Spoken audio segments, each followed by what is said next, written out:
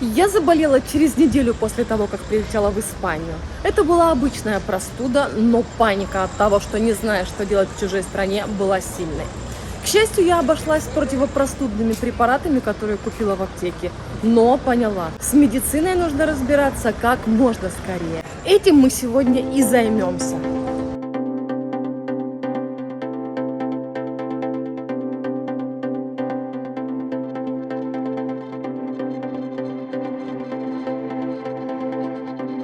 Привет, я Лара.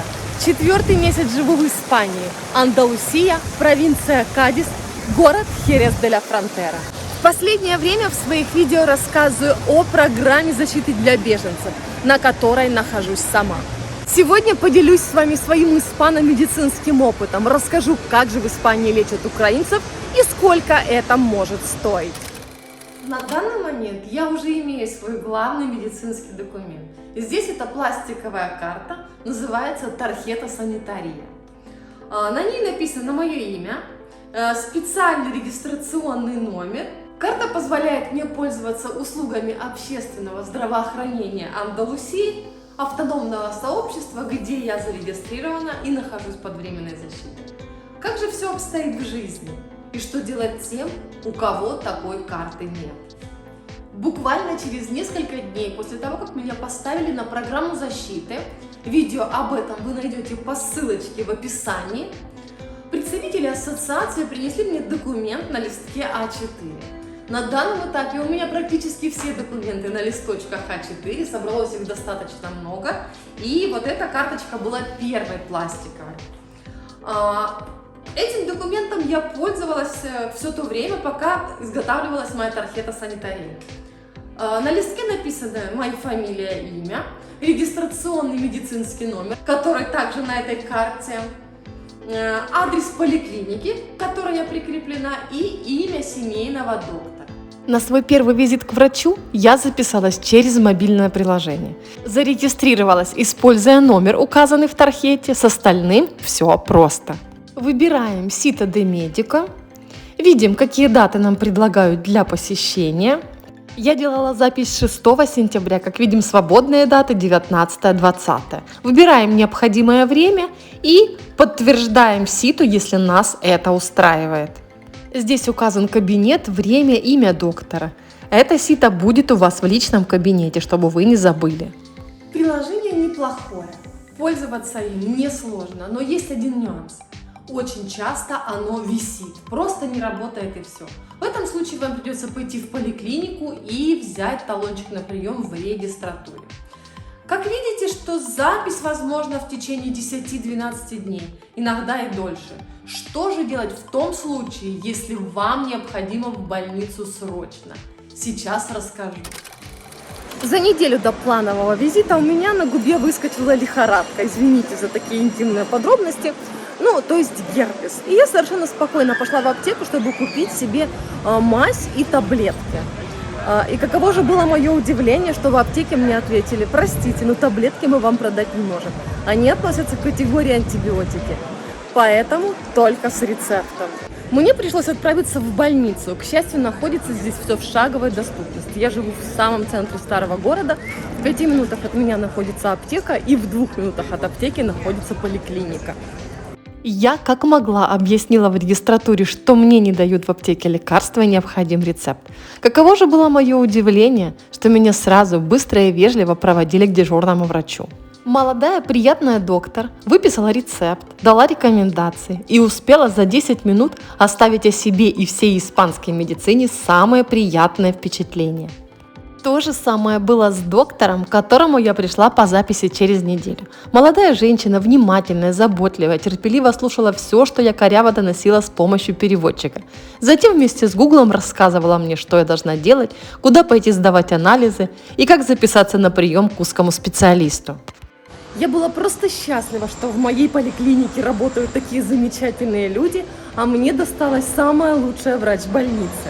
В регистратуре я записалась на сдачу крови, а для остальных анализов мне выдали специальную емкость и подробно объяснили, что делать. Замечу, что все это без знания языка и переводчика рядом. На первых порах вашим верным помощником здесь будет Google переводчик. Не стесняйтесь им пользоваться. Испанцы всячески идут навстречу и стараются помочь во всем. В лаборатории на следующий день людей было много. Из-за этого немножко сложно было разобраться, что к чему. Но все прошло хорошо. Чтобы узнать результаты своих анализов, кстати, делала я их профилактически, просто попросила об этом доктора, мне нужно было опять записаться через мобильное приложение. В результате я попала к врачу через 2 недели. Каково же было мое удивление, когда вместо очаровательной молодой девушки-врача я увидела в кабинете очень грозного пожилого мужчину, который сразу со входа очень громко сказал мне о том, чтобы я близко к нему не подходила и как можно выше на нос подняла свою медицинскую маску. Доктор Мануэль, именно так зовут врача, к сожалению, он еще и оказался моим личным лечащим врачом, за 2-3 минуты успел испортить мне настроение. Не дал никаких рекомендаций, что же делать с слегка повышенными показателями в анализах. На просьбу выписать мне капли в нос нервно прописал парацетамол и издали практически бросил в меня этим рецептом. Затем быстро встал, открыл дверь и сказал адьос. После такого посещения больницы я решила, что не пойду туда вовсе. Но, к счастью, за это время, что я нахожусь в Испании, у меня уже появились достаточно близкие знакомые, которые готовы мне помочь во многих вопросах. Мы отправились в больницу, попросили о смене доктора, сказали, что это возможно сделать, но только через 3 месяца. Поэтому мы взяли запись на середину сентября и попробуем сменить доктора Мануэля на замечательную доктора Кристину, которая принимала меня в мой первый визит. Признаюсь, что за 3 месяца пребывания в Испании я получила вот таких вот реальных писем больше, чем за, наверное, последние лет 10 своей жизни. Все они медицинского содержания. И необычно очень для меня было то, что, наверное, где-то через месяц после того, как я стала на программу, мне пришло письмо, в котором мне сообщили о том, что есть возможность пройти бесплатное обследование. Я не буду углубляться в медицинские показатели. Ну, в общем, если я согласна, мне нужно было просто отправить ответ по почте. Прилагался конвертик, уже заполненная форма. Мне нужно было только написать, что я согласна, и подписаться. Через несколько недель мне пришло повторное письмо, в котором подробно все описано, как мне сдать анализы, куда отнести. Более того, в письме есть все необходимое для того, чтобы сдать эти анализы. Для меня это более чем необычно, потому что последние мои контакты с медицинскими учреждениями были в Донецкой Народной Республике, которые оставили просто жутко неизгладимые воспоминания и отбили всякую охоту обращаться в какие-то медицинские учреждения. Здесь же, несмотря на то, что я слышу много отзывов, что все очень медленно, вас никто никуда не примет в срочном порядке, что нужно ждать записи к узким специалистам по полгода. Несмотря на все это, меня медицинское обслуживание здесь очень радует.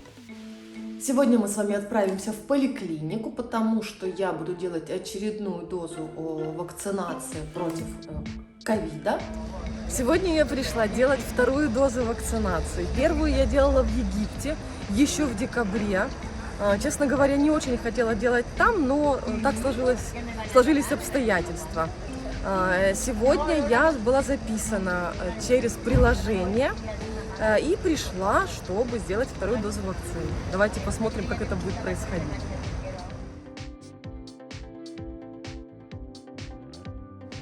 Все закреплены за поликлиниками по месту жительства. Я закреплена за поликлиникой в центре. Естественно, без маски вход запрещен, поэтому одеваю масочку и идем внутрь.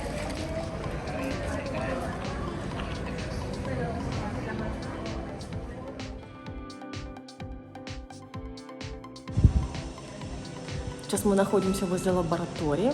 Здесь я уже сдавала один раз анализы. Сейчас именно здесь я буду вакцинироваться. Врачи уточнили информацию о моей первой вакцине. Удивленно пообсуждали бумажку, которую мне дали в Египте в качестве подтверждения того, что у меня одна доза Джонсона. Решили все-таки внести египетскую прививку в мою испанскую медицинскую историю. Кстати, в Хургаде доза Джонсона стоит $20. Здесь, естественно, вакцинация бесплатная. Все прошло быстро и безболезненно. Реакция на вакцину была небольшая. В течение нескольких дней все встало на свои места. Данные о моих вакцинациях будут доступны через неделю в специальном мобильном приложении. Называется приложение «Салют Андалусия». Выглядит вот таким вот образом, но, к сожалению, пока зарегистрироваться мне в нем так и не удалось. Недоработки системы. Для того, чтобы пользоваться услугами общественного здравоохранения в Испании, не обязательно находиться на программе какой-либо из ассоциаций. Важно иметь документ защиты А4. Тогда вы можете оформить тархету санитарию самостоятельно. Как это сделать, лучше узнавать в социальных службах той автономии и провинции, где живете. И немного о лекарствах. Как я уже говорила, многие медикаменты вам продадут только по рецепту. Но зато часть стоимости таких лекарств покрывается государством. Эти правила одинаковые для всех, как для испанцев, так и для иностранцев, у кого оформлена тархета санитария. В закрепленных комментариях я оставлю список испанских лекарств, аналогов украинских препаратов. Что из этого списка можно купить по рецепту, а что без, я пока не выясняла. И если у вас есть какая-либо информация или дополнение, я буду очень благодарна. Чем же тогда нам помогает ассоциация, под защитой которой мы находимся? В моем случае она очень помогла с оформлением медицинских документов. Я даже не знаю, где это и как делается. Сначала мне принесли листочек, на котором был номер медицинский, и через месяц мне по почте пришла тархета санитария. Также украинцам возвращаются деньги, потраченные на лекарства. Для этого в ассоциацию нужно предоставить рецепт от врача, чек и чек-фактуру, которую вам выпишут в аптеке. На данном этапе медицина для украинцев, находящихся на программе защиты, полностью бесплатна. За это и за многое другое я говорю огромное спасибо Испании, Андалусии и ассоциации АКСЕН.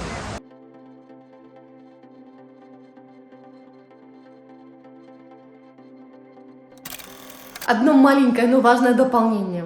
К сожалению, стоматология в бесплатную медицину не входит, поэтому лечение, протезирование, чистка и прочие манипуляции с зубами вам придется оплатить самостоятельно.